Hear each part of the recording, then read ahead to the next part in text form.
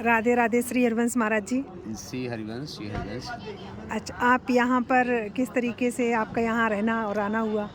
हम पहली बार 2009 में उस समय मैं किसी इंजीनियरिंग कॉलेज में देहरादून लेक्चर लेने के लिए गया था। तो वहाँ पे पहली बार ब्रज के एक संत निकल के वहाँ गए थे और जिस आश्रम कालिका धाम में हम रुकते थे, कालिका धाम में ही वे रुके हुए थे। और उन्होंने ब्रज की महिमा जब गाते थे तो उनकी आँखों से अश्रुधारा फूटती थी। चूँकि मैं थोड़ा-सा नास्तिक टाइप का आदमी हूँ, पर उनकी वह अश्रुधारा फूट के मेरे मन में भी ब्रज के प्रति प्रेम पैदा हुआ। और उनसे मैंने पूछा कि हम कैसे छोटी-सी परिक्रमा लगा सकते हैं। तो उन्होंने एक दिया था कि आप पहले मथुरा जाओ, मथुरा से पैदल गोवर्धन जाओ, गोवर्धन की परिक्रमा लगाओ, वहाँ से वृंदावन आओ और वृंदावन की परिक्रमा लगा के फिर आप मथुरा पहुँच जाओ। ये 3 दिन में या 2 दिन में आपकी छोटी-सी परिक्रमा हो जाएगी। तो मैं उनके आदेश पे आया, पहली बार परिक्रमा लगाया। उसके बाद तो फिर मेरा मन बिहारी जी ने ऐसा चुराया कि 2011 में लगभग हम 4 महीने, मतलब सोनीपत तो है, रात को 12 बजे मन करे कि बिहारी जी दर्शन करना है, किसी ट्रेन में या अपनी पर्सनल गाड़ी लेके आ जाते थे और हम यहाँ रहे। और फिर 2012 में हम रंगीली दर्शन करने बरसाना गए थे। राधा रानी की कुछ अहेतुकी कृपा हुई कि हम 9 साल बरसाने की परिक्रमा से बाहर नहीं गए। महाराज जी, आप बताएँगे किस तरीके से आपको राधा रानी और महाराज जी से इतना प्रेम हुआ? राधा रानी के से तो बहुत ही प्रेम है और चूँकि बरसाने का एक सिद्धांत है कि यदि आप राधा रानी या बिहारी जी के प्रेम पाना चाहते हैं तो उनके संतों, उनके जो अपने जन हैं, यदि आप उनसे प्रेम करते हो तो ही आपको बिहारी जी और राधा रानी अपनाएंगी। तो हमारे प्रेमानंद महाराज जी जो है, परम पूज्य प्रेमानंद महाराज जी, जिनको मैं श्री कृष्ण का साक्षात अवतार मानता हूँ, हमने अपने वीडियो में मैंने बोला है। तो ये इस समय राधा रानी के पूरी तरीके से अंतःनिवृत्त निकुंज के एक परिकर हैं। तो हमको लगा कि महाराज जी के प्रति सानिध्य पाना चाहिए, तो बस इसी का आनंद ले रहे हैं। रात्रि का समय है, जबकि लोग दिन में इतनी भीड़-भाड़ रखते हैं, रात्रि का समय है और यहाँ ऐसा नहीं लग रहा है कि ये रात्रि है।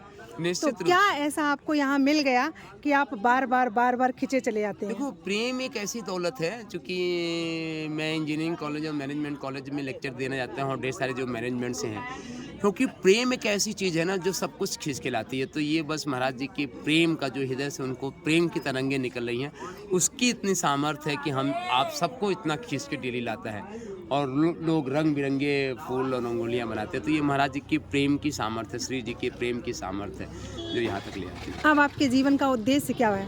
हमारे जीवन का एकमात्र उद्देश्य है कि हमने 9 साल जो राधा रानी की बरसाने में साधना की है और जो आनंद हमें प्राप्त हुआ है, वह आनंद हम अधिकतम कितने लोगों तक पहुंचा पाते हैं, उस आनंद को लोगों तक पहुंचाने का प्रयास कर रहे हैं। मेरे जीवन का एकमात्र उद्देश्य है।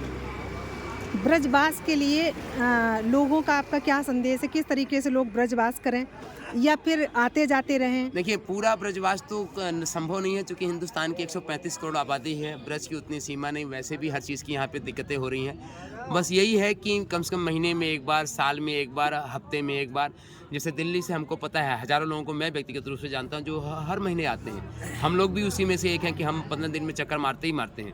सोनीपत से है और जब भी टाइम मिलता है हम वृंदावन बरसाना आते हैं या तीनों जगह आते हैं। तो आते हैं, 15 दिन में आते हैं, महीने में 3 बार भी हो जाता है और एक बार तो कंपलसरी आना ही आना है।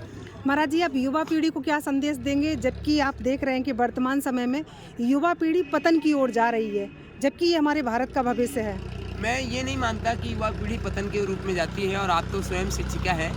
हमारे को शिक्षा पैटर्न में, शिक्षा में जो है थोड़ा सा, चूँकि हर बच्चों की हॉबी होती है, आप उनको यदि सही ढंग से समझाते हैं तो बच्चे, चूँकि मैं डेली हमेशा रेगुलर इंजीनियरिंग कॉलेज और मैनेजमेंट कॉलेज में जाता हूँ और हमारा एचआर सब्जेक्ट है, पर मैं एचआर को जो है गीता और उपनिषदों के मंत्र के माध्यम से देता हूँ। और लेक्चर ख़त्म होने के बाद हमारे ढेर सारे स्टूडेंट्स, गर्ल्स एंड बॉयज़, यही कहते हैं कि सर, यदि ये बातें हमको पहले मिल जाती तो हम भी स्पिरिचुअल हो जाते। जैसे एक लाइन का मैं बहुत ज़्यादा प्रचार कर रहा हूँ और मैं ये लोगों से कन्विंस कर रहा हूँ कि आप इसको सो के उठने के साथ इस मंत्र का जप करें और सोने के पहले इसको बोल के तब सोएं। और वे है, हे मेरे परमात्मा, मैं सिर्फ आपको ही प्रेम करता हूँ या करती हूँ। हे परमात्मा, हे मेरे लगाना है, हे मेरे परमात्मा, मैं सिर्फ आपको ही प्रेम करता हूँ या करती हूँ। अब इसी को, चूँकि इंग्लिश मीडियम है, आप खुद इंग्लिश के टीचर हैं, इफ़ यू वांट टू से इन इंग्लिश, तो very amazing but little bit controversial, oh my God I love you. Oh my God मतलब ओ मेरे परमात्मा, आई लव यू। तो यदि आप परमात्मा को प्रेम करने लगते हो तो पूरा संसार आपको प्रेम करता है और यदि आपका हृदय जागृत हो जाए, आपने कहा समस्या, हम आपको बताएं कि आज की समस्या सिर्फ ये है कि आज हम अपने माइंड में जी रहे हैं, हमारी भावनाएं खत्म हो चुकी हैं और भावना शून्य होने के कारण ही समाज में सारी समस्या की बेटा जो है अपनी माँ बाप की सेवा नहीं कर रहा है, पति पत्नी में आपस में नहीं रहा, भाई भाई के रिलेशन खराब हो रहा है, बिकॉज ऑफ दैट कि they don't have the emotions.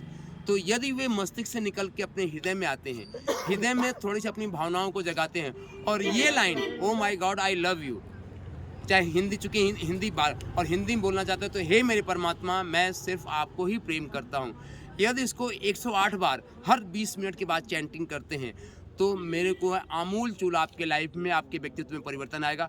हजारों लोगों के जीवन में यह दास या मिट्टी परिवर्तन करके दिखाया है और हमारे जीवन की सेवा ही यही है कि हम अपने जो राधा रानी के आनंद हमको मिला है 9 सालों में, उस आनंद को कहाँ तक बिखेर सकते हैं, ये हमारा प्रयास है, ये हमारा पुरुषार्थ है। राधा वल्लभ श्री हरिवंश। श्री हरिवंश, श्री राधे। जय श्री राधे।